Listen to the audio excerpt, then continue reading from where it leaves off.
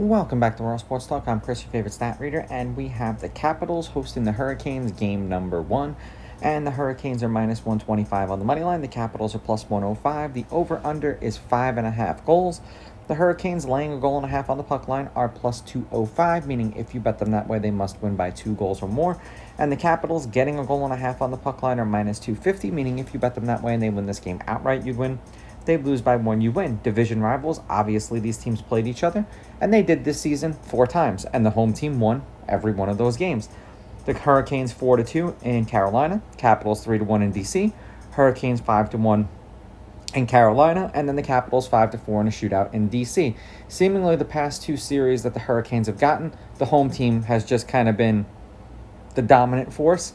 Now, head-to-head, when these teams played each other exclusively, they're 6-4. The Hurricanes are 6-4 against the Capitals in their last 10 meetings. The home team, as I said, has won the last 6 games that they've played against each other. The home team is 7-3 in their last 10 meetings. The favorite is 6-4 on the money line. The favorite or the underdog getting or laying goals is 5-5. There have been 4 one-goal games in their last 10 meetings. The last game that they played against each other was the only one this season. The under is 5-3-2, and the over at 5.5 goals is 6-4. And 3 of the 4 games that they played against each other this season went over the 5.5 goals.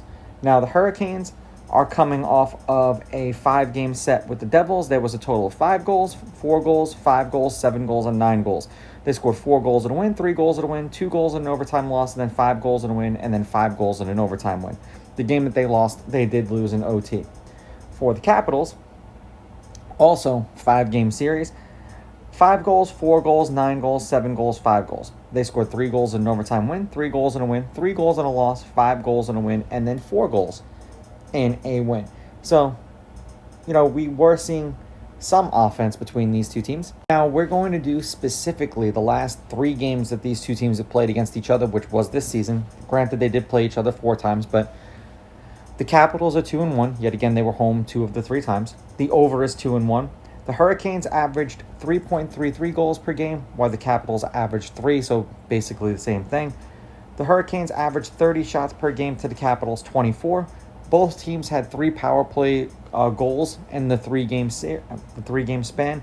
The Hurricanes got more power plays than the Capitals. The Hurricanes got 11, the Capitals got 9. The Capitals were at a 33.33% power play percentage, meaning that's when they scored on 33%, so 1 in every 3. The Hurricanes were at 27%.